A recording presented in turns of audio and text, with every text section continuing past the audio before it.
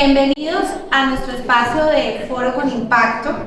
Este es un espacio único donde como empresarios podemos estar presentes y aportar soluciones a los principales desafíos de nuestro país. Mi más sincero agradecimiento al selecto grupo de generales que nos acompaña hoy. Su presencia aquí, compartiendo su profundo conocimiento en el campo de la seguridad, es invaluable. Agradecemos especialmente su vida de servicio al país y el seguir haciendo visibles estos temas que nos conciernen a todos como colombianos. En el Foro de Presidentes sabemos que la seguridad es la base del desarrollo social y económico de una nación. Cuando ésta se ve amenazada, no solo está en riesgo nuestra actividad empresarial, sino también la posibilidad de seguir creciendo y soñando con una mejor Colombia. De aquí la importancia de esta convocatoria. La seguridad es el gran tema para abordar y aportar como empresarios. Hemos conversado con nuestros invitados especiales para que nos ayuden a tener el diagnóstico de una realidad que solo ellos conocen. Pero el objetivo va más allá de este diagnóstico y de avisar los riesgos a los que nos estamos enfrentando. La invitación de hoy es hacia la unión. Hoy les queremos decir que valoramos sus esfuerzos y que estamos prestos a aportar con nuestras ideas y la presencia del foro en los espacios generales que sean necesarios. Mayor General Javier Fernández Leal, por varios años empresario de nuestro amado Foro de Presidentes, usted es el artífice de este espacio. Dado esto, le doy la palabra para que por favor lidere este panel de gran valor para todos nosotros. Bienvenidos generales, muchas gracias nuevamente. Gracias. Y esta es su casa. Gracias a todos.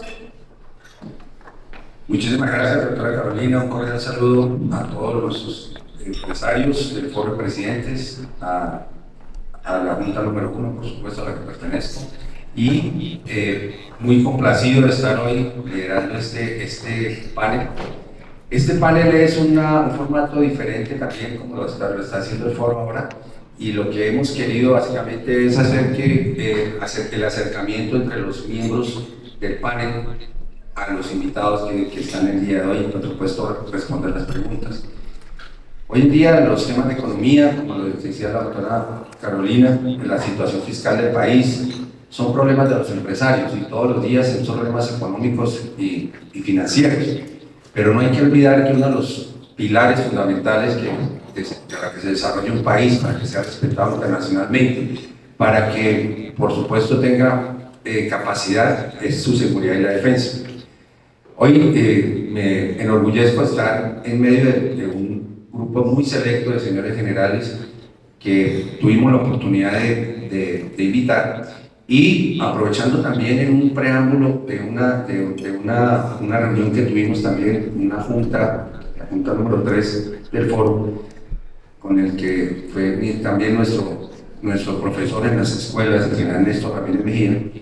Y él decía que básicamente hoy tenemos una autocracia en este país y que la personalidad que nos dirige pues no es la más indicada, por supuesto, pero además nos daba un punto que era muy grave para iniciar en este tema, y es el tema, el famoso punto culminante que decía Von Clausewitz, que si en el 2026 no le damos solución a este tema, podemos pasar a otra instancia, y eso lo vamos a tratar acá con nuestros paneles invitados.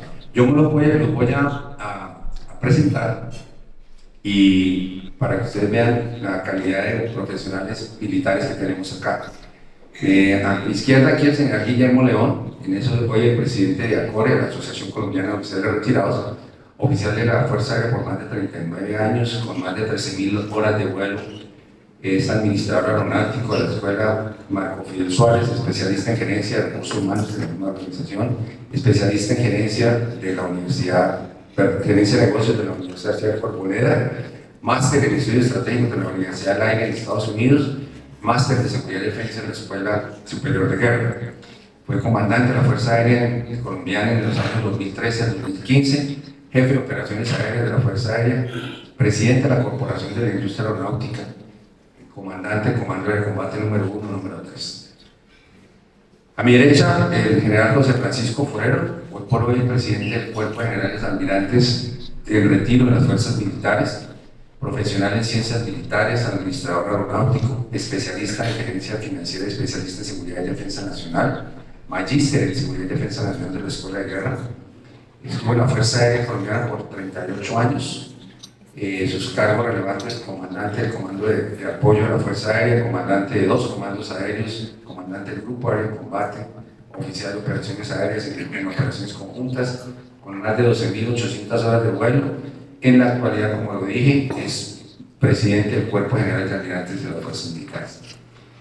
A mi izquierda, el general Jorge Mora López, profesional en ciencias militares del Ejército, en la Escuela Militar de Cadetes, su énfasis es en inteligencia y planificación estratégica, experto en gestión de defensa y comando de estrategia, experto en defensa, comando y estrategia del Colegio de Defensa de París, en Francia, magíster de seguridad y defensa de la Universidad Antonio de Lebrija, España, magíster de seguridad y defensa nacional de la Escuela de Guerra de Colombia. Realizó estudios de alta gerencia internacional en la Universidad de los Andes, especialista en Derecho Internacional aplicable a conflictos armados.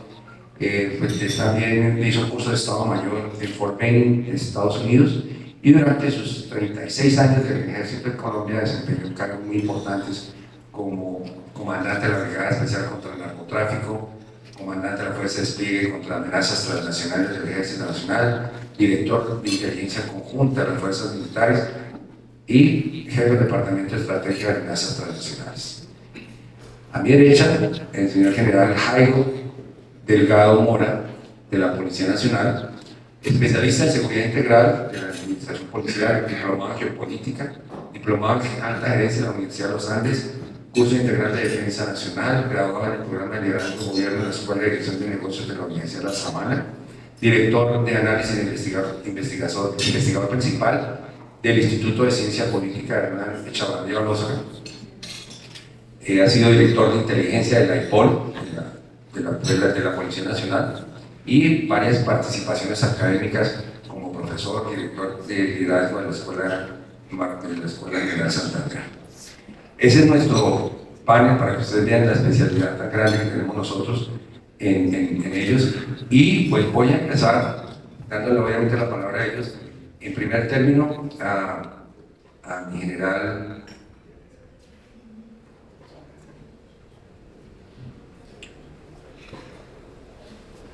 Bueno, voy a empezar con mi general Jairo Delgado.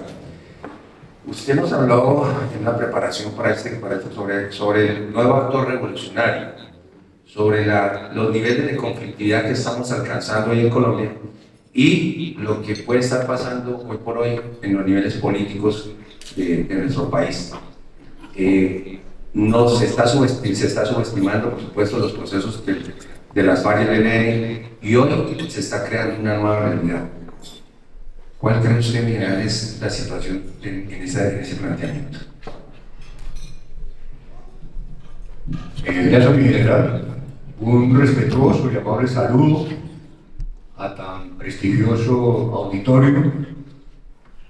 Y obviamente se complace uno en poder participar en un escenario que, como lo expresó la doctora Carolina, busca construir, identificar, en medio de una coyuntura tan difícil por la que puede atravesar el país, unas líneas de acción que garanticen y fortalezcan una historia de democracia, una historia de institucionalidad y una historia de un país que le ha demostrado al mundo que ha luchado contra unos fenómenos de violencia y se ha mantenido como nación que se puede proyectar. Uno comenzaría por señalar que, tratando de identificar, digamos, la política de un mandatario de un gobierno, uno tendría que ir al discurso, a la política pública y a la gobernabilidad. En el ámbito de la política pública, en relación con la seguridad, está la política de seguridad y defensa y convivencia del 2022-2026. Y ahí hay unos elementos cruciales para nosotros los colombianos. El primero es que proveniente de un gobernante que viene de un movimiento insurgente, lo plantee de esta manera.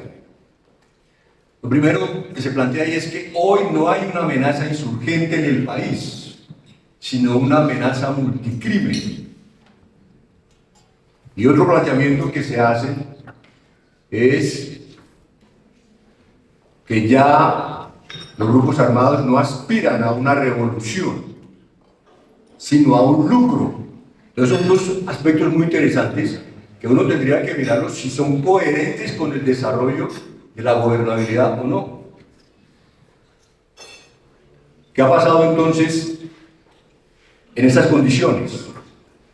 Cuando decimos que la amenaza es multicrimen, por analogía la llevamos a la multiviolencia. Y una multiviolencia en un aspecto que ha pasado muy por alto para los colombianos. Y es la profunda crisis por las contradicciones internas de las FARC y del ELN, que son, en mi opinión, más del 90% de la causa para no llegar a la paz.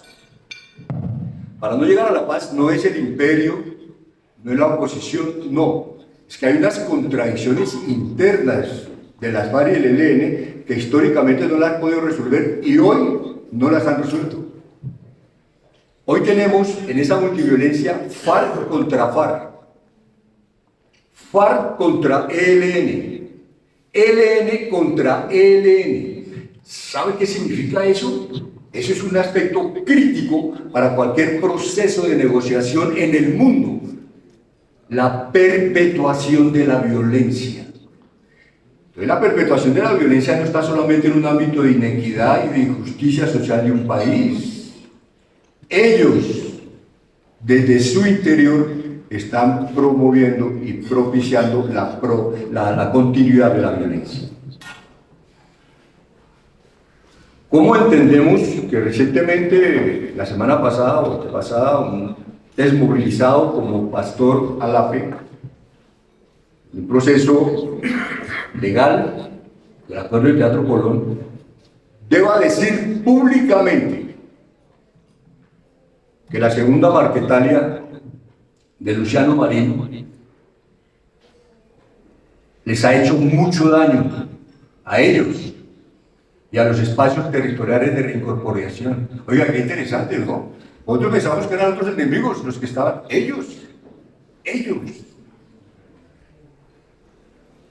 ¿Y el ELN qué le pasa hoy?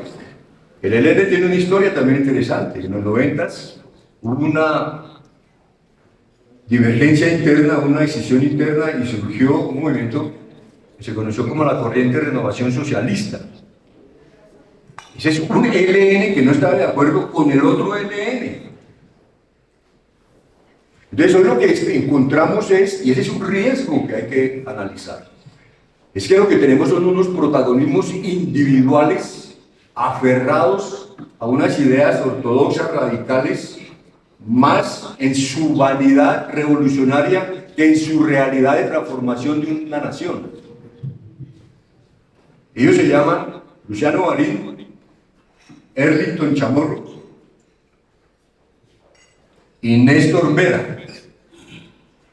ELN, segunda Marquetalia, Estado Mayor Central.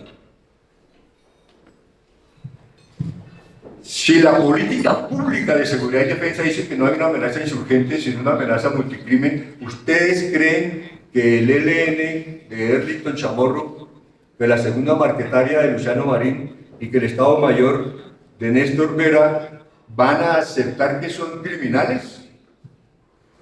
Porque ellos no lo van a aceptar. Pero lo interesante es que viene de alguien, entre comillas, que con autoridad moral se lo está diciendo en la cara a ellos. Que es un mandatario, es un gobernante de un país que surgió de un movimiento armado. ¿Cómo se negocia la paz cuando es el lucro, porque lo dice la política, el objetivo de esos grupos? Y el lucro está en un elemento crítico que no se ha podido resolver, que se llama narcotráfico se llama Colombia, primer productor de cocaína del mundo, hoy. Eso quiere decir que el lucro y esa multiviolencia es la que está manteniendo la continuidad del conflicto, y uno aquí descubriríamos en esta mañana en dónde es y quiénes son los que están interesados en que el conflicto continúe. Pues obviamente los que tienen el negocio, como lo dice la política de seguridad, del lucro, que se llama narcotráfico. La jefe de Europol, obviamente en Europa, lo ha reconocido en este momento. La crisis de seguridad de Europa en este momento pasa por la sobreoferta de cocaína. Y ustedes de pronto han escuchado a Luciano Marín, a Néstor Pera y a Erlington Chamorro, hablar de estos temas. Erlington Chamorro en ELN acaba de concluir el 6º congreso que ellos hacen. Y en su discurso, si ustedes lo ven, es interesante porque el discurso le hace una mirada al mundo y critica al mundo. Interesante, ¿no? Critica al mundo, critica a la OTAN y todo eso. Él no habla de desarme, no habla de narcotráfico. O sea, él no habla de... Él tiene los pies aquí en Colombia, tiene los pies en Venezuela, y su cabeza es el universo. Pero ¿cuáles son, digamos, los riesgos que esto tiene? El primero, que descubrimos por qué se perpetúa la violencia en Colombia. Y ahí comienza a desvanecerse la teoría del imperio, la teoría de las élites, se comienza a desvanecer. ¿Por qué? Por el radicalismo y unas contradicciones internas de ellos que lo han llevado a crisis profundas, que hoy los mantienen así divididos y enfrentados, incluso con violencia. El segundo aspecto es que cuando se crea la idea de una paz total frente a esta realidad, es una utopía realmente.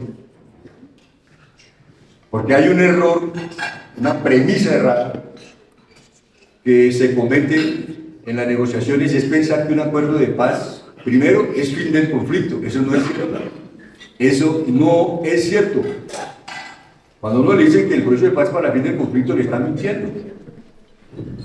Y la realidad de Colombia lo explica.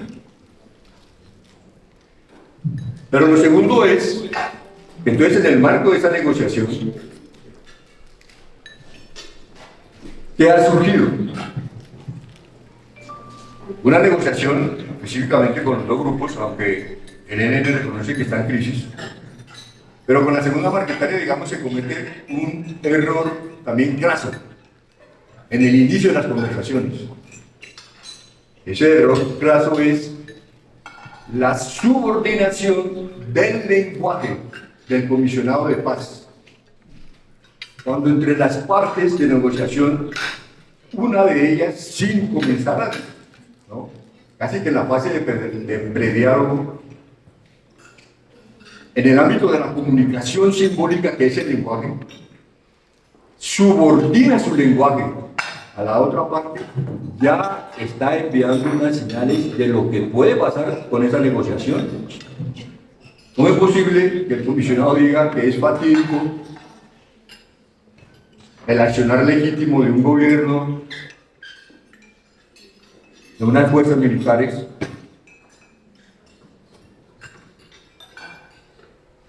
para mantener un equilibrio en la negociación.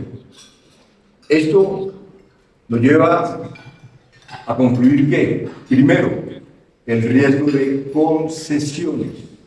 Y la pregunta que surge hoy es, antes de sentarse a la mesa hubo un preacuerdo que lo llevó a manifestarse de esta manera. Finalmente, tanto el ELN como las FARC, y ahí está la segunda marquetaria, ellos han planteado permanentemente ambos la Asamblea Nacional Constituyente como un punto de llegada, y hoy lo están planteando otra vez. El gobierno ha expresado su poder constituyente Entonces, cuando usted comienza a unir los puntos, Asamblea Nacional Constituyente desde la posición del ELN, Asamblea Nacional Constituyente desde la posición de la Segunda Marquetalia y Poder Constituyente del Gobierno, ahí se está elaborando un camino muy riesgoso para la fuerza que debe tener un país como este, que es su constitución, su marco normativo y sus instituciones fortalecidas. Muchas gracias. Muchísimas gracias, Miguel Negro, excelente exposición. Nos dejan muchísimas inquietudes que seguramente las vamos a recoger para que al final los participantes lo puedan hacer. Bien, aquí voy a tratar aquí con el general Guillermo León un tema que viene siendo muy importante porque nosotros como oficiales retirados también hacemos parte, y lo hace muy bien, desde ACORE, de diferentes mesas, participando también en la negociación y haciendo parte de eso. ¿Por qué? Porque requiere la negociación y hoy por hoy hacemos parte del Comité Nacional de Participación en la mesa con el ELN. Por supuesto, somos conscientes de lo que está sucediendo al interior del ELN y de las FARC, y por eso Miguel nos va a contar cuál es la visión de ACORE en esas dos participaciones que están viendo hoy en las negociaciones de paz y por qué es tan importante que nosotros estemos presentes. Bueno, muchas gracias, mi general Javier Fernández. Un saludo especial para la doctora Carolina, la presidenta del Foro de Presidentes de Empresas, e igualmente al auditorio, un saludo muy especial. En la anterior intervención, mi general Delgado nos da algunos elementos importantes que creo que nos dan un poco de contexto para entrar a responder la pregunta. Lo primero, no estamos hablando de una guerra insurgente. Segundo, no hay aspiración de poder, es una guerra de tipo económico. Y tercero, el narcotráfico es un elemento fundamental dentro de la situación que estamos viviendo aquí en Colombia. En el caso de nuestra organización ACORE, que participamos en lo que fue el CNP, el Comité Nacional de Participación, consideramos que con la experiencia acumulada de años anteriores, vistiendo en los uniformes de nuestra patria y hoy desde el retiro, es importante participar en estos espacios que se están surtiendo para conocer de primera mano qué es lo que se está gestando dentro, pero también de alguna manera contribuir con tres propósitos. Uno, la defensa de la democracia. Segundo, mantener la solidez institucional. Y tercero, la particularidad del grupo de la reserva. Diríamos que son tres objetivos que tenemos enfrente y de manera permanente en nuestro parabrisas como cursos o elementos para tener en cuenta en nuestras decisiones. El CNP, yo quiero recordarles a ustedes unos elementos importantes para que los tengamos en cuenta. La negociación con el ELN es totalmente diferente a la que se surgió con las FARC por parte del gobierno de Juan Manuel Santos, diametralmente diferente y sustancialmente diferente con otros procesos que hemos realizado a lo largo de la historia. Recuerden ustedes que una de las premisas del diálogo que se surtió con las FARC fue el de nada está acordado hasta que todo esté acordado. Con el ELN la aproximación de este gobierno es lo que se va acordando se va implementando.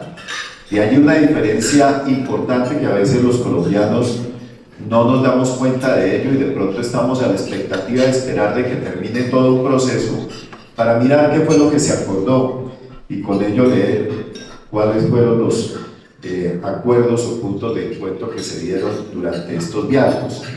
Pero resulta que esto empezó desde el año anterior. Ya hoy llevamos 28 acuerdos y siempre me hago la pregunta, ¿será que los colombianos han leído los 28 acuerdos y conocemos qué es lo que ya se obligó el gobierno con el ELN a cumplir? Y voy a hablar hoy de tres acuerdos que me parecen importantes para destacar y como elementos que son fundamentales de conocer. El primero es el acuerdo que se da en el mes de marzo durante las negociaciones que se llevaron a cabo en México, el acuerdo número 6. En él se estableció la agenda, que es el que se está desarrollando actualmente con el ELN. Fueron 5 puntos de la agenda. El primer punto, que fue el tema de participación de la sociedad civil. El segundo, democracia para la paz. Tercero, transformaciones para la paz. El cuarto, víctimas. Quinto, desmovilización y fin del conflicto. Y sexto, el tema de quinto, el tema de implementación. Diríamos que esa es la agenda. Posteriormente, al mes de marzo, en el mes de junio, se establece en la ronda de conversaciones que se llevaron a cabo en La Habana el acuerdo número 9, que era el desarrollo de la agenda que ya se había propuesto en México. Y se determinó que para los 3 puntos de la agenda, es decir, participación de la sociedad civil, segundo, democracia para la paz y transformaciones para la paz, se debía desarrollar a través de un instrumento que llamaron el Comité Nacional de Participación. Este comité tenía la tarea de diseñar la herramienta metodológica para garantizar esa participación de la sociedad civil. En el mes de julio se instala este Comité Nacional de Participación, que se estableció que contenía dentro de sus participantes a 30 organizaciones y 82 miembros. ¿Cuáles son estas 30 organizaciones?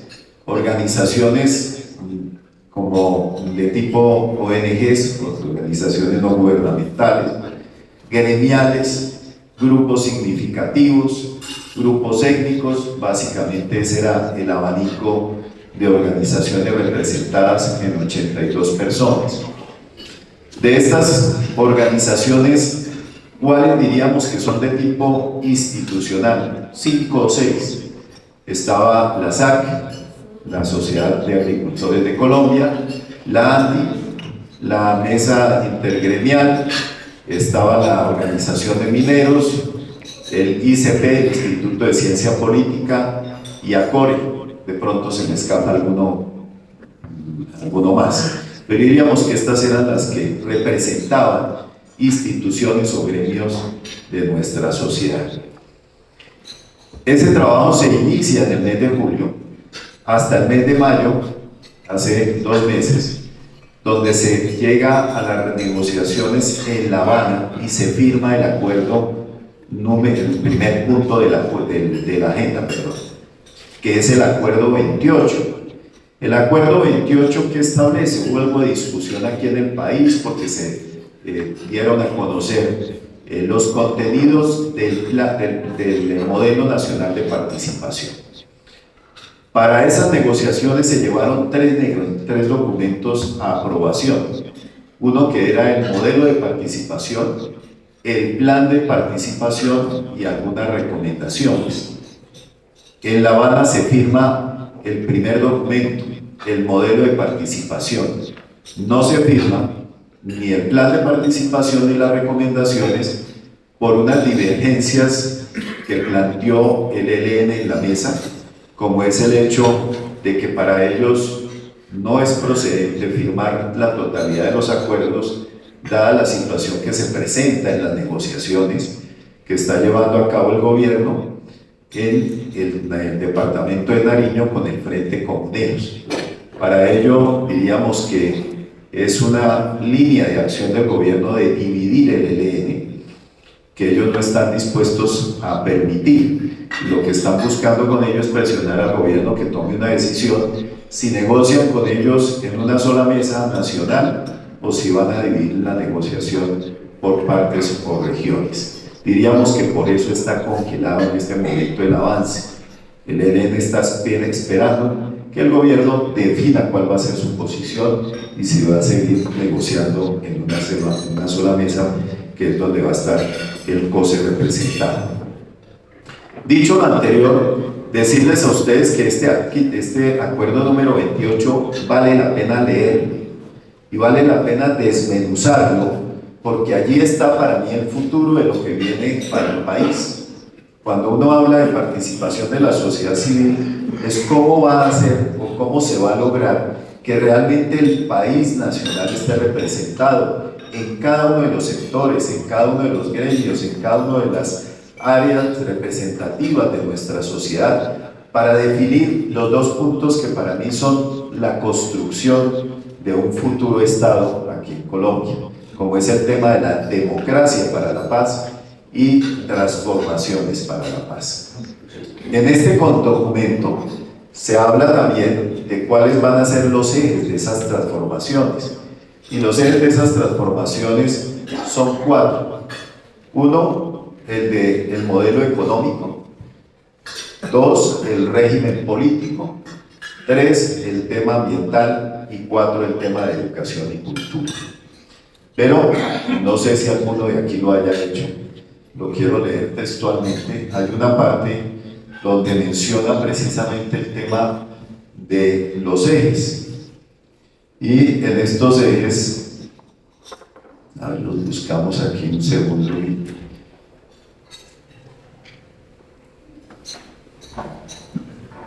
En estos ejes, que son los que van a ser la parte de esta, se determinan unos tópicos que son parte de los diálogos que van a llevar en cada uno de estos sectores.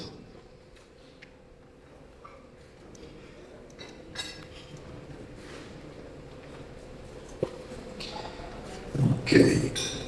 Entonces dice, por ejemplo, el régimen político. Comprende dialogar sobre las transformaciones de aquellas doctrinas, prácticas, estructuras e instituciones de las organizaciones políticas del Estado que vulneran los derechos y el bienestar de la sociedad colombiana, fundamentos de la democracia, y busca fortalecer aquellos que estimulan y las garantizan. Igualmente, entonces propone hablar sobre las reformas institucionales de los poderes públicos, incluyendo la política criminal y el fortalecimiento de la justicia, la erradicación de todas las formas de paramilitarismo y la coacción armada contra la población, garantías para la participación política de las mujeres, supresión de todas las formas de corrupción, democratización de la información y la comunicación, superación de todas las formas de autoritarismo, persecución, estigmatización, discriminación y violencia política. Desmantelamiento de los clanes políticos y grupos criminales y de narcotráfico que controlan el Estado, la vida política, económica, cultural y social de algunos territorios. Eso en cuanto al aspecto político. Ahora miremos qué propone en cuanto a los diálogos al modelo económico. Y dice lo siguiente: se propone hablar sobre los temas de transformaciones económicas en el modelo económico, la relación entre lo público y lo privado, justicia y progresividad tributaria, producción nacional, política económica exterior, transiciones energéticas, políticas de empleo, trabajo informal, superación del hambre y la pobreza, economías ilícitas y narcotráfico, economías propias, populares y solidarias, producción de riqueza a través del conocimiento y la conectividad, economía campesina, economía del cuidado y reforma rural integral. Esto es para ver lo ambicioso que está proponiendo los temas de discusión que van a ser, se supone, a partir del 25 de julio implementados en unos diálogos regionales que se van a llevar a cabo y donde van a estar representados los diferentes sectores de la sociedad. Pero, ¿quiénes son los que van a participar? El mismo documento, el convenio número 28, establece que deben estar representados los diferentes sectores de la sociedad, de tipo gremial, de tipo de representación de las comunidades, de tipos étnicos, sindicatos, universidades, en fin, un gran espectro de organizaciones. Y la primera reflexión que quisiera dejar en este punto es cómo se está preparando realmente la sociedad para participar en estos diálogos. Yo sí lo que les quiero decir es que desde el año anterior muchas organizaciones que tienen una tendencia ideológica particular, tienen que decirlo de manera directa, de la izquierda, se han preparado para esta participación. Pero por el otro lado, ¿quiénes están preparando para representar nuestros gremios, para representar otros sectores de la sociedad, para representar otros sectores políticos? Y ahí es donde viene la pregunta, estamos trabajando en ello. Cuando estamos por definir el punto 2 y 3, que es democracia para la paz y transformaciones para la paz, y este es el gran reto que hoy tenemos. ¿Cómo van a desarrollarse estos diálogos y cómo se va a garantizar la presencia de todos los sectores representativos de la sociedad y que no sean una minoría los que determinen el futuro del país en estas transformaciones? Entonces, un punto importante para mencionárselos a ustedes y los quiero dejar ahí en esa tarea. Recuerden que esto empieza el 25 de noviembre, de julio hasta finales del año. A finales del año se debe recolectar la información producto de todos estos diálogos regionales que se van a llevar a cabo para empezar a sistematizarlos y, de acuerdo a esa sistematización, definir cuáles serían esas transformaciones que va a requerir el país para su futuro.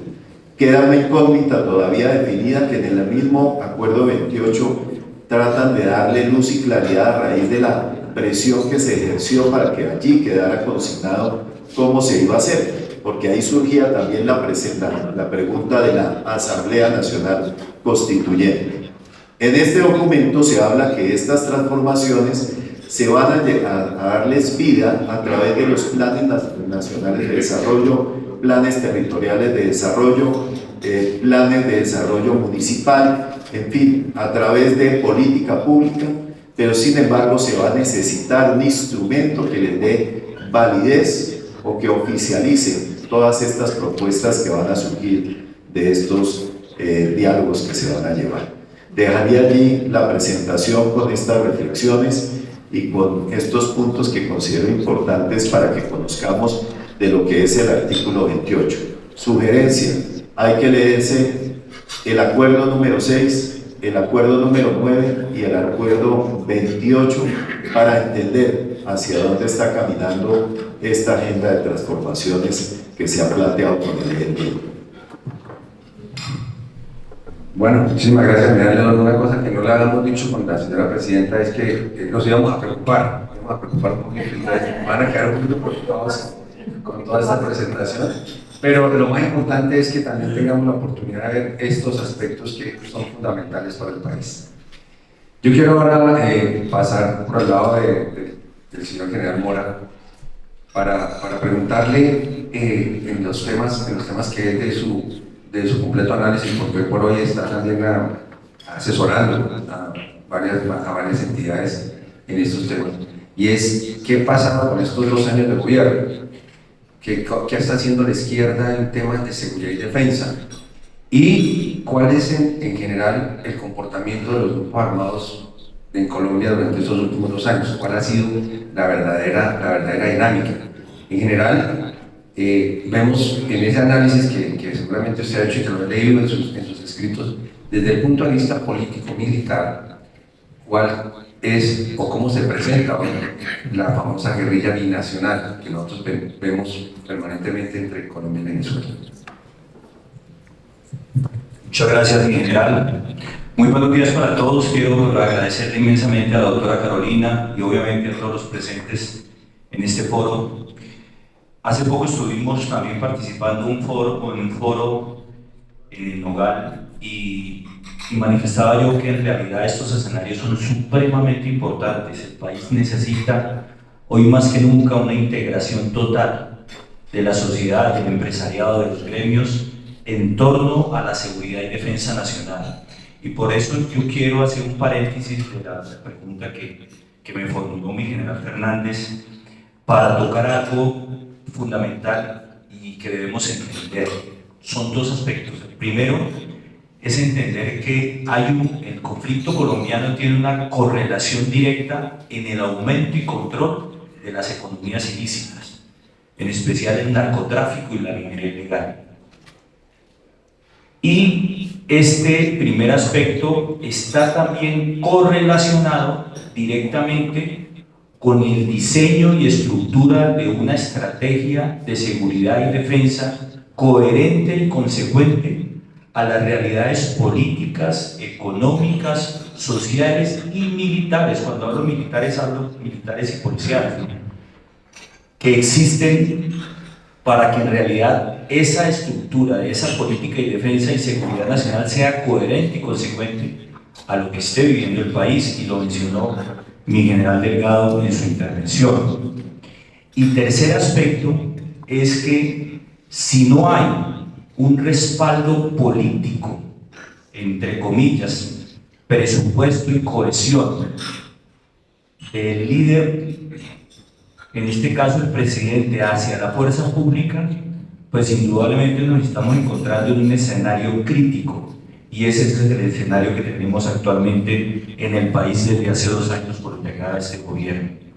Eso es lo primero. Segundo, que desafortunadamente, históricamente hemos tenido un desconocimiento del concepto de seguridad y defensa, y nos hemos centrado a pensar de que en Colombia solo nos interesa la seguridad interna, y resulta que el concepto de seguridad y defensa es un concepto complementario y cohesionado. Cuando separamos estos dos conceptos cometemos un grave error estructural. ¿Por qué? Porque la seguridad es un fin y la defensa es el medio para llegar a ella. Cuando creemos que solo debemos preocuparnos de las amenazas internas, estamos cometiendo un grave error, e históricamente lo hemos hecho en Colombia. ¿Por qué?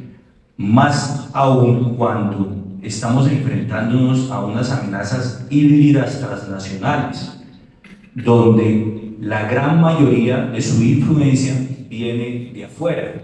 Su correlación con las economías ilícitas son transnacionales, de manera que el escenario que se debe estructurar y analizar en una política de seguridad y defensa nacional es un escenario de seguridad y defensa, no un escenario simplemente de seguridad donde nos estructuremos en unas amenazas internas.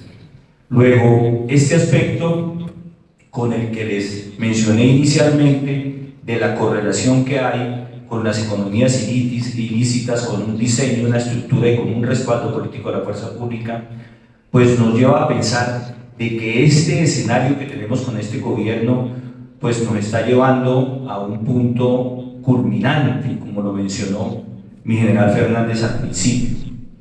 Esto sumado al análisis de lo que está sucediendo en conflictividad territorial con la llamada paz total, pues es un escenario donde indudablemente tenemos problemas estructurales que desde ya, para pasar a responder la pregunta de mi general, desde ya tenemos que trabajar unidos en enfocarnos en cómo vamos a resolver esto en el mediano y largo plazo.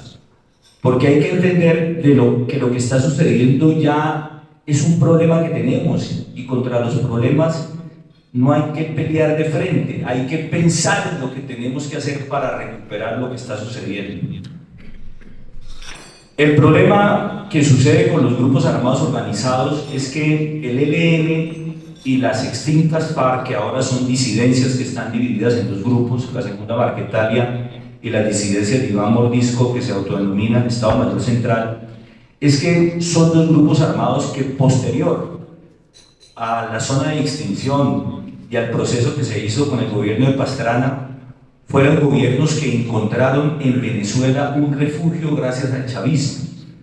Es decir, allí ellos inicialmente encontraron una región donde podían guarnecerse de esa presión que inició el gobierno colombiano con los 2 gobiernos del presidente Uribe, con la estrategia de seguridad democrática.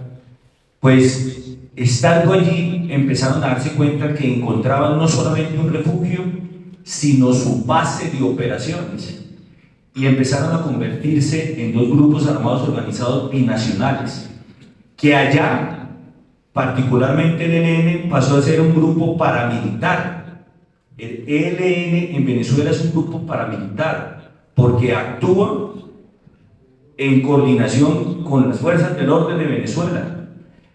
En el gobierno pasado de Iván Duque, el ELN estaba considerado como la primera línea de defensa de la dictadura de Maduro. Así estaba diseñado dentro de los documentos estructurales de defensa de Venezuela. Estaba el ELN contemplado como la primera línea de defensa, y por eso el ELN, en los más de 2.000 kilómetros que tenemos con Venezuela, está perfectamente dispuesto para ello. Desde el Catatumbo hasta el Bichada hay una estructura perfectamente diseñada de 3 frentes de guerra: el frente de guerra norte, el frente de guerra nororiental y el frente de guerra oriental. Están perfectamente diseñados para defender los límites entre Colombia y Venezuela. Obviamente, con la llegada de este gobierno, pues eso facilitó aún más esa disposición del ELN en toda la línea fronteriza con Venezuela. Lo mismo las disidencias de las FARC. Las disidencias de Bornisco se organizaron en Venezuela y al principio trataron de tener una relación con las fuerzas venezolanas, con el ELN que ya estaba estructurado allá, y crearon 2 frentes, el Acacio Medina y el Frente Décimo en Arauca y Bichada, que se dividieron y de una u otra manera no se hicieron daño, pero posteriormente hubo una puja entre ellos, y eso convirtió en que las disidencias regresaran a territorio colombiano a tratar de recuperar esos terrenos que había dejado las extintas FARC y que de una u otra manera el ELN estaba controlando desde Venezuela. ¿Esto qué quiere decir? Que al tener 2 grupos armados organizados, en especial el ELN, con una fuerte incidencia en Venezuela, hace que llegar a un proceso de paz con ellos va a ser supremamente difícil. Es una utopía. Entender que lo que el ELN significa para el gobierno venezolano, o la dictadura venezolana, y el gobierno colombiano es difícil, pero hay una correlación entre ambos. El ELN es una estructura marxista-leninista con una gran influencia de la teología de la liberación jesuita, de los curas que inicialmente hicieron parte de su fundación. De hecho, pues escuchemos que hace poco el presidente habló de la sotana del cura Camilo Torres como algo simbólico también, igual que el sombrero de Pizarro. De manera de que el ELN es supremamente dogmático, fuera de eso es confederado. Sus frentes de guerra tienen libertad financiera y militar, y eso hace que para que vaya a haber un consenso con el ELN sea supremamente difícil. Y por el lado de las disidencias, pues peor aún, está en la segunda marquetaria, que al interior de la segunda marquetaria también hay bastantes pujas entre ellos, y ni que hablar de las disidencias de Iván Mordisco, que están divididas, unas que están apoyando el proceso y otras que no lo están apoyando. Para la muestra un botón, las disidencias que actúan o delinquen en los departamentos de Nariño, Cauca y Valle del Cauca son unas disidencias supremamente recalcitrantes, son unas disidencias quizás de las más complejas y difíciles, y lo vemos a diario en las noticias de lo que sucede en estos 3 departamentos, y esas no están alineadas con Mordisco en el proceso de paz. De manera que llegar a que se estructure este proceso de paz total es absurdo, nunca va a llegar. Pero en este contexto hay que entender que de una u otra manera eso para el futuro del país, en materia de que no vaya a haber un consenso entre estos grupos armados para llegar de una u otra manera a ayudar a que este gobierno pueda perpetuarse en el poder, es interesante. Es difícil en materia de seguridad, pero pensándolo como algo que nos permite llegar a entender de que no va a haber un consenso entre estos grupos armados, pues favorece de una u otra manera a las pretensiones de que estos grupos armados organizados puedan llegar a ayudar a este gobierno en un caso extremo de que no pueda lograrlo desde una vía, entre comillas, democrática con su llamada constituyente. Porque recuerde que hay unos estados de excepción que de una u otra manera estos grupos armados pueden llegar a que se produzcan. Si entre todos los grupos armados, hablándolo claramente, empiezan a tener una violencia generalizada en el país, retroceder como estamos viéndolo 25 años atrás, y empiecen a haber tomas guerrilleras, asaltos, secuestros masivos, pues vamos a darle pie a que el gobierno pueda llegar a acudir a un estado de excepción con la ayuda de los grupos armados organizados. Pero esta atomización, esta falta de unidad de criterio al interior de los grupos armados organizados, de una u otra manera favorece que este escenario no se vaya a llegar a presentar en nuestro país para las pretensiones. De manera que, en resumen, tenemos un grave error estructural de conocimiento de lo que es la seguridad y defensa para afrontar en realidad lo que está sucediendo en el país, porque desafortunadamente, históricamente, las políticas de seguridad y defensa se manejan de manera coyuntural y no de manera estructural. Quiere decir que un problema como la seguridad y defensa se le da un tratamiento coyuntural y no una problemática estructural. Y para ello tenemos que llegar a pensar que Colombia está en mora en tener una ley de seguridad y defensa que impide que cada gobierno trate de diseñar una política de seguridad y defensa acorde a lo que él considera que es la solución o el tratamiento momentáneo o transitorio que se debe dar a la seguridad y la defensa, cuando la seguridad y defensa no es de los gobiernos, es del Estado. Por eso tiene que haber una política de Estado en materia de seguridad y defensa, como existe en materia de inteligencia, que es otro punto que quizás podamos hablar más adelante para no extenderlo. Muchas gracias. Bueno, muchas gracias, señor Mora, excelente participación. Entonces nos da usted otras ideas sobre el tema de la paz total, que es una utopía, y por supuesto nos deja ver cómo en años anteriores, en todos los gobiernos anteriores, incluso cuando estuvimos en actividad, le hemos presentado a los gobiernos las propuestas sobre la ley de seguridad y defensa, y infortunadamente nunca fueron escuchadas. Este fue el tema recurrente por parte de todos los mandos, yo creo que desde hace unos 20 años para atrás. Bien, voy a darle paso a mi general José Francisco Forero. Él es el presidente del Cuerpo General de Almirantes de las Fuerzas Militares San Retiro, y él ha estado muy encima y muy preocupado sobre lo que nosotros conocemos como en el proceso de las FARC se realizó la figura de la JEP, la justicia transicional.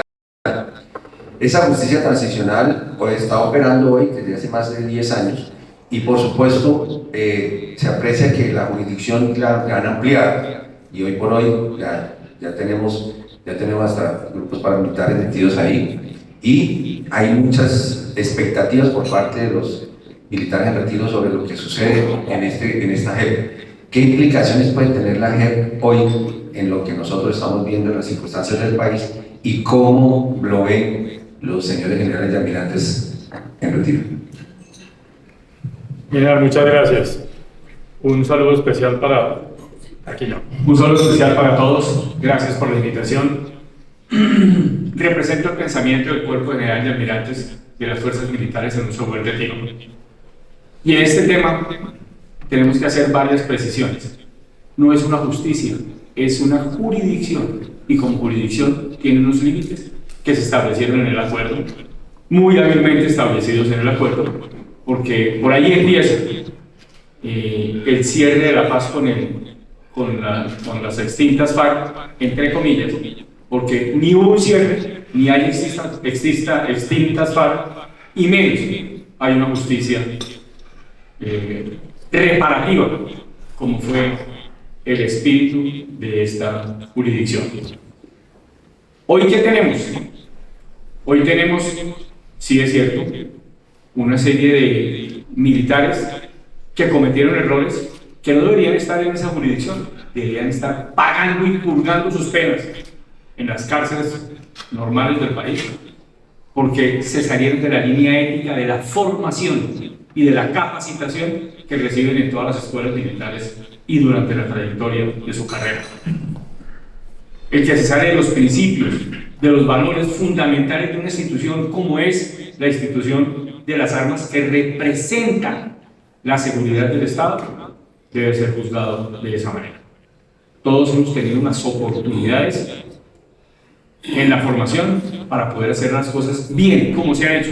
Es una mínima, pero mínima minoría del 0.01% de los hombres y mujeres que representamos las fuerzas militares, que hoy estamos en retiro, porque pues obviamente casi todos los que estuvieron en estas actividades ya hoy estamos en retiro, y obviamente para mí como general de la República es doloroso ver cómo estos individuos reconocen con esa frialdad estos asesinatos, porque son asesinatos.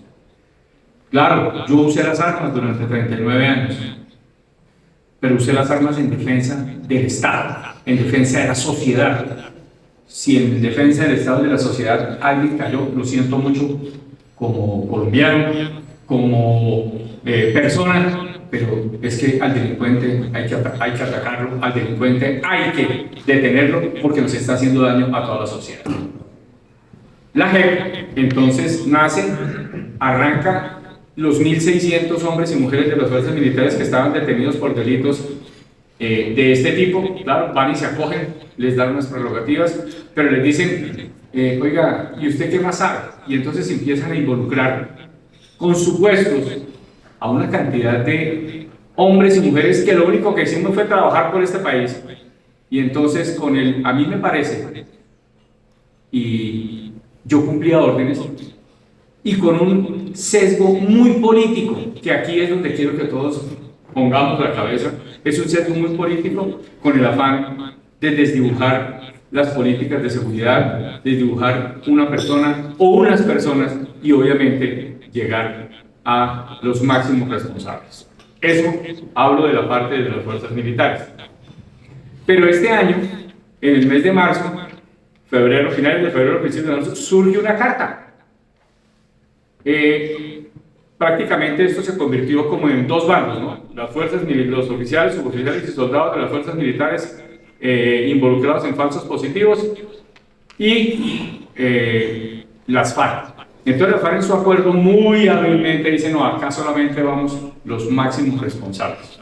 ¿Quiénes son los máximos responsables? Nuestros honorables congresistas, máximos responsables, firmantes del acuerdo de paz, y son los únicos que van a la JEP. Entonces van a la JEP, hacen el reconocimiento. Discúlpeme, señora Carolina, coge el ejemplo. Hombre, yo maté, yo violé, yo le hice daño a su familia, perdónenme. Y la JEP, sí señor, el que sigue, el que sigue, el que sigue.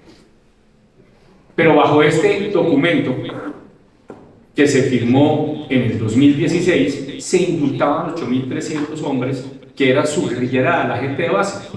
Un proceso que todavía no se había dado, que por esta presión se dio este año, el indulto de ellos. Pero antes de ese indulto hubo algunos llamados de mandos de segundo y tercer nivel para poder aclarar algunas cosas de las que habían confesado o aceptado estos máximos responsables. Eso llevó a que estos máximos responsables, firmantes del acuerdo, comparecientes a la JEP, pues se alzaran y le dijeran al presidente, presidente, cumpla lo que firmamos. Porque es que nosotros firmamos que solamente íbamos nosotros a la JEP y la JEP no se puede extralimitar. Y entonces es la única manera en que la JEP hoy está analizando la carta, analizando los expedientes, pero con las fuerzas militares, con los hombres y mujeres de las fuerzas militares, sí hubo una extralimitación total. Al punto que, estando tácitamente descrito que no podíamos o no se podía en esa jurisdicción ingresar paramilitares porque para ellos hubo una justicia y paz, y recuerdan ese proceso que todavía no se ha cerrado tampoco, y se supone que ahí ellos deberían decir toda la verdad, hacer la reparación y entregar todos sus bienes delictivos. entonces se empiezan a inventar figuras. Y aquí en inventar esta figura están involucrados, discúlpeme señalarlos, ustedes los empresarios. Porque este delincuente del Mancuso, en su declaración, que es pública la aceptación de la JEP a él como compareciente a la JEP, lo pueden leer, es un documento bastante extenso, donde hay 3 días de declaraciones en su cárcel allá en Estados Unidos, e involucra un muy buen número de empresarios y un muy buen número de empresas como patrocinadoras, apoyadoras y gestoras de estos movimientos delincuenciales mal llamados paramilitares, más bien llamados paraestatales, porque no tenían nada que ver con los militares. Y entonces este bandido se declara como informante, posterior guía, termina siendo planeador de operaciones y ejecutor de operaciones, y le dan toda la credibilidad. Entonces lo nombran como un integrante bisagra entre las fuerzas militares y la guerrilla, y lo aceptan como agente de Estado y entra al proceso. Y detrás de él vienen el resto de delincuentes de los paramilitares. ¿Y qué es lo que van a hacer? ¿Qué es lo que quieren? Revolver cada vez más y tener un mayor tiempo de ejecución de la JEP, hacer el planteamiento que está en la ley, y 2, seguir con la zozobra del país y acabar cada vez más con esta posibilidad de cierre. Y entonces vienen las voces en que empiezan a decir: no, hagamos una ley de punto final y cerremos esto, porque ya esto va a ser una llevada. Pero llevado a esto, me da la oportunidad de hablar con ustedes de algo bien importante. Lo describió mi general, que internamente estamos en una pugna entre ellos, y todo se delimita por el negocio ilegal, bien sea del narcotráfico de la cocaína o bien sea de la minería ilegal, que son 2 cosas que están devastando al país. ¿Y por qué se agarran entre ellos? Simple y llanamente por el negocio. ¿Quién lo controla? ¿Quién lo mueve? ¿Y quién lo expone? Fácil. Habla mi general León de los procesos. Somos totalmente apáticos. 28 acuerdos. Le pregunto a ustedes que tienen en las empresas, que son las personas que generan en este país el trabajo. El trabajo da dignidad.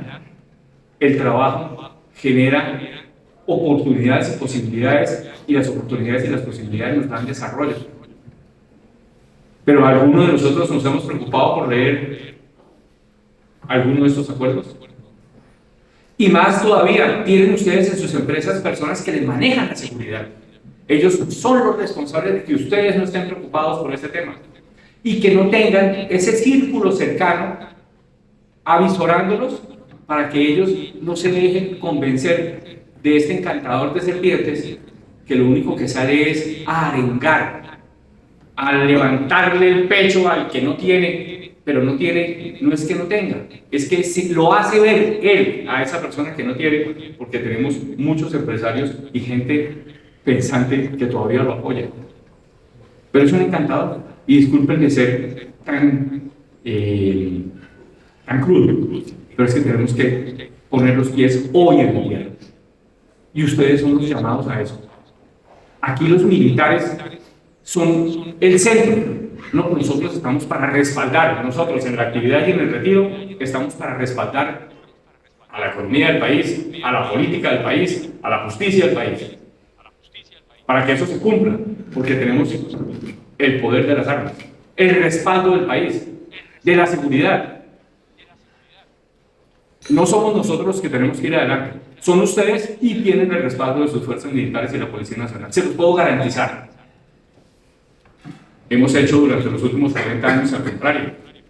Primero llega, como lo llamamos nosotros, la bota militar, se hacen las operaciones, se termina de sacar a estos bandidos, pero queda la desolación en ese sitio. ¿A quién le conviene? Pues a ellos mismos. Vinieron, nos acabaron, nos sacaron y quedamos como los pobrecitos. Y miren lo que estamos terminando hoy. Se supone que las FARC eran 13.000 hombres en armas. Se desmovilizaron y hoy tenemos entre las disidencias de Mordisco y la segunda Marquetalia un número muy parecido. Un ELN que ha ido creciendo y un paramilitarismo que se ha ido disparando precisamente por el control del narcotráfico, que se ha vuelto casi una sombrilla, que es que es los encontrones que dice aquí mi general entre esos delincuentes, llámese ELN, llámese FARC, llámese mal llamados paramilitares.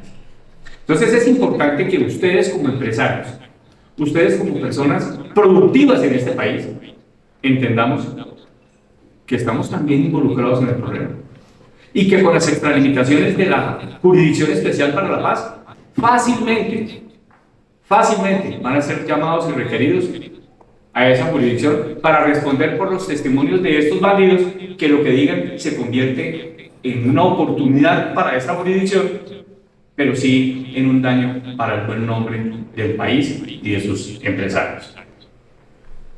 Yo los quiero invitar a que miremos hoy el contubernio que hay entre el proceso del ELN y el proceso que inició con la segunda Marquetalia. Bien lo habían dicho ya, hay muchas similitudes. Hoy hay los cambios ministeriales y el nuevo ministro del gobierno, entonces, está montado en la constituyente. Y entonces hoy acaba de salir el trino del presidente Petro, donde dice, no es una constituyente normal, es una constituyente popular. Y como lo dijo mi general León, no nos hemos preparado para participar en esos diálogos regionales que se van a hacer, y si ellos están muy bien preparados. Si leen el acuerdo 28, en su inicio dice que nos reunimos 8.300 y tantas personas de 3.200 organizaciones. De 3.200 organizaciones. O sea, organizaciones de 2.3, 2.6 personas. Unas muy buenas agremiaciones, me imagino. Pero vayamos a preguntar cuáles eran esas asociaciones o agremiaciones.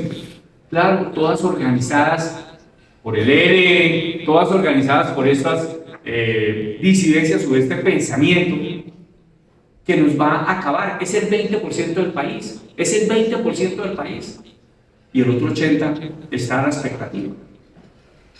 El otro 80% del país está a la expectativa. No, es el momento de que salgamos de la expectativa. Es el momento en que, como vemos hoy, esa justicia, esa Jurisdicción Especial para la Paz, que cada vez se extralimita e interpreta a su leal saber y entender la Constitución, y nadie dice nada. Porque fue también construida con la maldad, para que si usted la tutela, ella misma resuelve la tutela. Entonces, si yo hice algo mal, ¿será que yo me voy a resolver en decir, uy, sí, yo lo hice mal? No.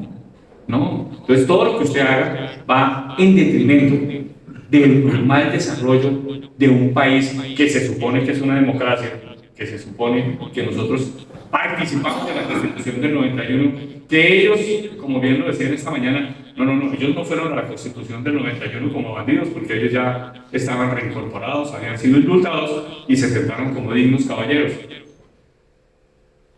Hoy estamos celebrando 30 años de haberse promulgado la Constitución, creo que es hoy son los 30 años, y nos estamos dando cuenta que todo eso que decían no era tan cierto, porque vuelven a sus inicios, revolucionarios, populares, el pueblo. ¿Y nosotros qué somos? ¿Extraterrestres? Nosotros no somos parte del pueblo. Y vuelvo y le repito, somos el 80% o un poco más, y nos vamos a doblegar a estas personas que lo único que quieren es seguir siendo, y disculpen la palabra que voy a utilizar, sanguijuelas. Es que todos han robado. Miren, no pensemos en el robo, pensemos en lo que mañana nos puede suceder al país si nosotros permitimos y no cerramos las filas. La sociedad civil, la gente de bien, la gente como ustedes, que son los que producen para que este país siga subsistiendo, vamos a tener los espejos del vecino. Así fue. Y cuando el vecino quiso abrir los ojos, ya no había tiempo de llorar. un orador encantador de serpientes como lo tenemos hoy, era el señor Chávez. Igualito. Pero si ustedes han visto la televisión en los últimos 6 meses, sacan el orador Chávez y sacan el orador Petro. Igualito. Hasta las mismas palabras, en los mismos escenarios, o sea, valga la comparación, de cosas que van sucediendo y sacan el mismo libreto. Y si conocemos el libreto, ¿cómo vamos nosotros a permitir no decirlo, no hacerlo ver, no ser conscientes, no generar esa preocupación? Entonces, creo que estamos en el momento, como bien lo dijo mi general Ramírez, en su punto culminante. Así muchos seamos apáticos. Tengo grandes amigos también que pues obviamente hacen parte más de los círculos económicos y entonces hablan. No, gordo, esperemos que termine.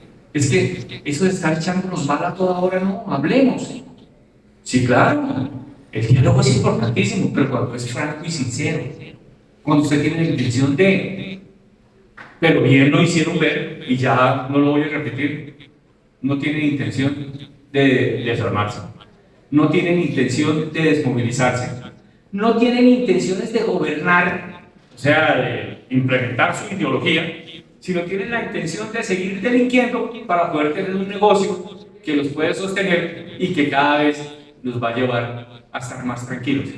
¿Por qué? Porque hoy vemos que hay una cierta complicidad de la normatividad que va saliendo, llámese la ley de orden público, llámese los decretos de cese al fuego, y ahora viene el cese al fuego con la segunda Marquetalia sin ninguna implementación, sin ningún planeamiento, sin ninguna verificación.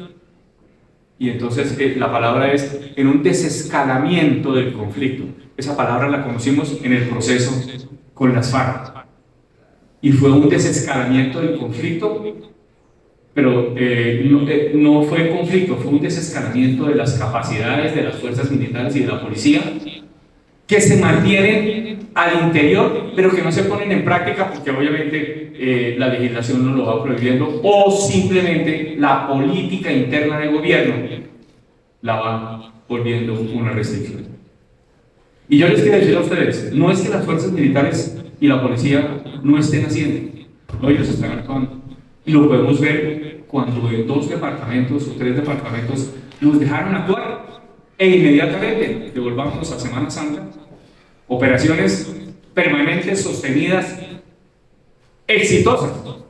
Y para hacer una operación exitosa, usted tiene que tener inteligencia, tiene que tener preparación y tiene que tener en el corazón lo que usted sabe hacer. Gracias. Bueno, muchas gracias, José Francisco. Nuevamente, seguimos preocupados con la situación. Yo le dije a la señora presidenta que al final vamos a mirar qué es lo que vamos a poder hacer y qué oportunidades hay de todo este margen de problemas en el que necesariamente tendremos que tener alguna solución. Yo voy a pasar en forma muy rápida para que ya después de esta última etapa puedan intervenir los presentes. Es dar los últimos datos, porque aquí todo el mundo habla de narcotráfico, pero los últimos datos que saca el CINSI y el cuerpo y el Consejo Gremial, que recientemente sacó un informe del 30 de junio, habla de que los cultivos de coca en Colombia en el año 2020, en el 2022 registraron el más alto nivel de los últimos 23 años. 230.000 hectáreas de coca sembradas en el país, es un crecimiento del 380% de los cultivos de hoja de coca, que es más de los últimos 10 años.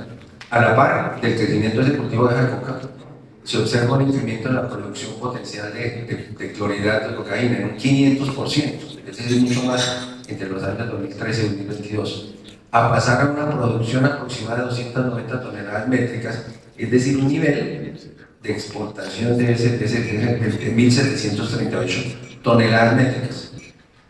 Eso por supuesto son las cifras de producción de la cocaína neta en incautaciones, pues obviamente ha crecido. La cocaína en incautaciones 1.228 toneladas, casi 10 veces más que en los últimos 10 años, 124 toneladas de producción de cocaína neta en incautaciones. Pero eso no nos deja ahí, eso básicamente nos deja ir más preocupados porque lo dijo mi general Jairo Delgado, y le voy a hacer la palabra. Ese es el lucro de las FARC y el ELN. Estamos hablando de la confrontación entre ellos por este tema del narcotráfico. Y ni hablar de la minería ilegal, en donde también la participación de las fuerzas militares y la policía ha crecido mucho, encerrando más de 3.500 minas ilegales. Y hablar de otro tanto de situaciones binacionales que se pueden ver ahí. ¿Cuál es la verdadera situación que propone usted con relación al tema del narcotráfico y cómo se podría enfrentar ese problema de narcotráfico?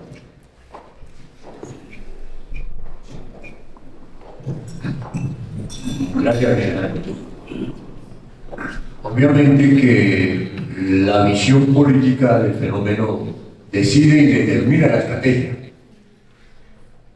La visión política del fenómeno en Colombia hoy es el problema del narcotráfico como el problema mundial de las drogas.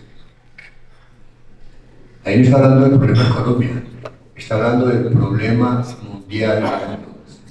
Cuando hablamos del problema mundial de las drogas, es decir, esperemos que el mundo también haga. Y obviamente se atraviesa un tema ideológico, que es el fracaso de la lucha contra el narcotráfico o el fracaso de la guerra de las drogas, como elemento ideológico político para fundamentar una estrategia. Frente a eso, en Colombia, ¿qué es lo que está pasando hoy?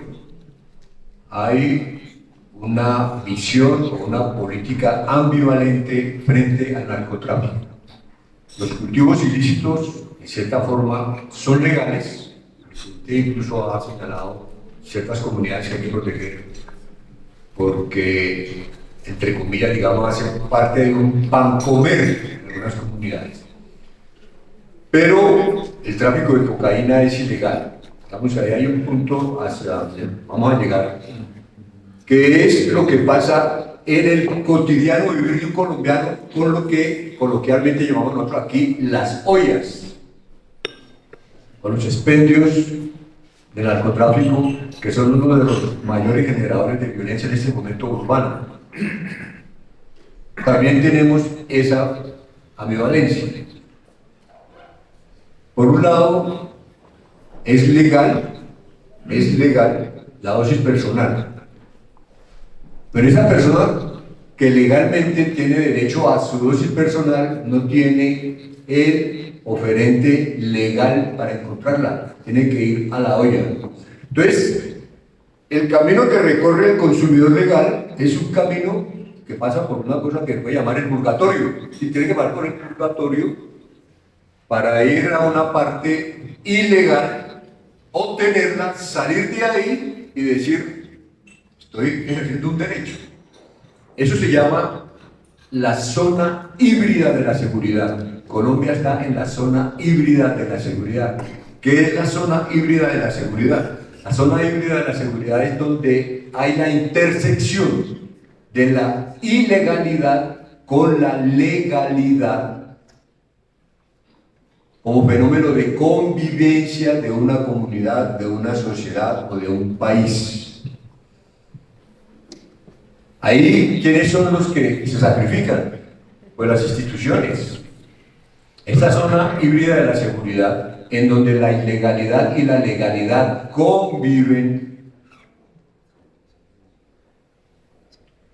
facilita el incremento del narcotráfico, facilita el fortalecimiento de las estructuras del narcotráfico. Sin embargo, le cobran a las instituciones, entre comillas, el no hacer nada. ¿Qué trató de hacer Países Bajos o Holanda? Ellos crearon sus famosos coffee shops. Coffee shop es salir aquí a la séptima o a la 93, o donde queramos, ¿no? Y entrar ahí al lado de Andino. Oiga, chino, vamos a... Allá en España le decían el porro. Vamos a turismo, a Holanda, a lo del porro. Chévere, vamos, sí, pues vamos ahí, este lado del Andino. Ahí hay un coffee shop, vamos. Y legalmente. ¿Qué significa eso? Pues que el consumidor, que era legal, pues tenía su tienda que se les vende. Aquí en Colombia no.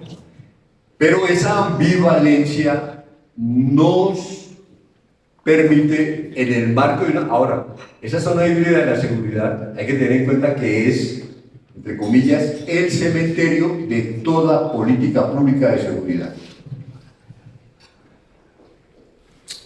La zona híbrida de seguridad, donde hay intersección de lo legal y lo ilegal, un fenómeno de convivencia en una sociedad, es el fracaso de toda política pública de seguridad.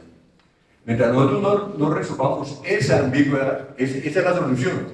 La solución es, mientras políticamente no se resuelva esa ambigüedad, no hay solución. No hay solución. Porque la fuerza pública, los operadores de seguridad tienen, por un lado, que estar protegiendo al consumidor que tiene un derecho, y por otro lado tienen que decirle quietos ustedes aquí. Y este consumidor dice, ¿y entonces dónde consigo mi derecho para ejercerlo? ¿Dónde? Señor gobierno, deme la oportunidad, que usted me dijo que era un derecho. Entonces haga todos esos vericuetos, corrompa las instituciones si puede, pero ejerce su derecho. Ejerce su derecho. ¿Cuál es la conclusión del problema? Esa. Mientras Colombia tenga hoy una ambivalencia y una ambigüedad estratégica como política antinarcóticos, Colombia es un fracaso, y esa corona que hoy tenemos del primer productor de cocaína la vamos a mantener un tiempo más. Muchísimas gracias, Regal. Y ya para ir terminando, entonces, y darle paso ya a las preguntas que nos van a llegar, voy a hacerle una pregunta aquí a mi general León en cuanto a la participación también del DIACORE en las nuevas conversaciones con la nueva Marquetalia. Bueno, con respecto a la participación de ACORE en los diálogos con la segunda Marquetalia, básicamente tenemos la misma aproximación: defensa de la democracia, solidez institucional y, por supuesto, algunos elementos adicionales propios de la experiencia que se tuvo en la participación con el CNP, el Consejo Nacional de Participación. Quiero comentarles que se inició el ciclo en La Habana, finalizó, usted ya recuerda la declaración que se hizo al respecto, pero para nosotros, como ACORE, estar presentes en esta negociación es de suma importancia. De hecho, creo que hemos avanzado, hemos puesto sobre la mesa algunos parámetros que consideramos que deben resolverse lo antes posible para darle curso a ese diálogo, y tiene que ver con la definición de cuál es el ámbito en el cual se van a desarrollar estas negociaciones. Recordemos nosotros que en lo que se trató de la negociación con las FARC en el año 2016, el proceso con Juan Manuel Santos, se determinó allí que los que fueran firmantes de este proceso, en caso de ser disidentes o de retirarse de ellos, deberían entrar en el ámbito de la criminalidad, es decir, deberían tener un trato de delincuentes. Adicionalmente, en el año 2012, un acto legislativo, el 001, también estableció en ese mismo criterio que los que entraran en proceso de paz y se retiraran o volvieran a delinquir no podrían ser objeto ya de los beneficios que se hubiesen pactado. Es decir, en este momento la segunda Marquetalia estaría entrando en ese escenario que la única forma de dialogar con el gobierno nacional sería en un ámbito de tipo sociojurídico, es decir, de sometimiento a la justicia. Sin embargo, en este proceso el gobierno ha sostenido que los integrantes de esta segunda Marquetalia tienen tres procedencias. Uno, los que firmaron o fueron firmantes del acuerdo de paz, que son una minoría, realmente son una minoría, entre esos pues Iván Márquez, que es cabecilla de esta organización. El segundo, los que nunca entraron al proceso de paz del gobierno con las FARC en el 2016, por lo tanto diríamos que no entrarían dentro de esa premisa que se estableció, que ellos no podrían ya ser parte de un trato, de un diálogo de tipo sociopolítico. Y tercero, algunos integrantes nuevos que llegaron a esta organización al margen de la ley. Por lo tanto, se aprovecha la ambigüedad. Sin embargo, consideramos que el gobierno lo que intentó fue nuevamente traer la tesis que hubo un entrampamiento con la segunda Marquetalia o con algunos de los que están allí en la segunda Marquetalia. El gobierno desestimó, o tal vez no tuvo en cuenta también que las Naciones Unidas ya hicieron un pronunciamiento donde de alguna manera no le dieron viabilidad a la propuesta que hizo en algún momento Leiva, el canciller, sobre el tema de que investigara a las Naciones Unidas el posible entrampamiento. Es decir, en este momento no hay, ese argumento no tiene de alguna manera credibilidad o sostenibilidad. Por lo tanto, el gobierno tiene que definir rápidamente cuál es el marco jurídico en el cual se van a determinar. El segundo elemento importante que se debatió en este proceso que se surgió en La Habana es el hecho de que hay una georreferenciación. Y esto es parte de lo que propusimos nosotros como participantes en la mesa, de que se localizara y que si iba a llegarse a algún tema de ceses bilaterales o de ceses al fuego, tenía que tenerse en cuenta la ubicación de estos grupos, de este grupo armado al margen de la ley. La segunda Marquetalia tiene 3 puntos de referencia de ubicación en el territorio: el área del Catatumbo, el área del sur del país Nariño y otra parte hacia el noreste del país. Diríamos que para nosotros es importante porque creemos que esta es una de los errores que se cometieron con el ELN, que fue que se pactaron ceses del fuego bilaterales de tipo nacional, es decir, tenían la protección en cualquier parte del territorio sin tener en cuenta dónde realmente ellos tenían capacidad, o grupos que ejercían su acción delictiva en ciertas partes del territorio. Y por otro lado, el hecho del desescalamiento. En la particularidad nuestra consideramos que de los errores y aprendizajes que saca uno de lo que intentó hacer el gobierno nacional con los ceses bilaterales fue que no se cumplió el objetivo, que era el de preservar y bajar los niveles de violencia y afectación de la población civil. Esto no se dio con los ceses bilaterales que se dieron el 31 de diciembre del año 2022.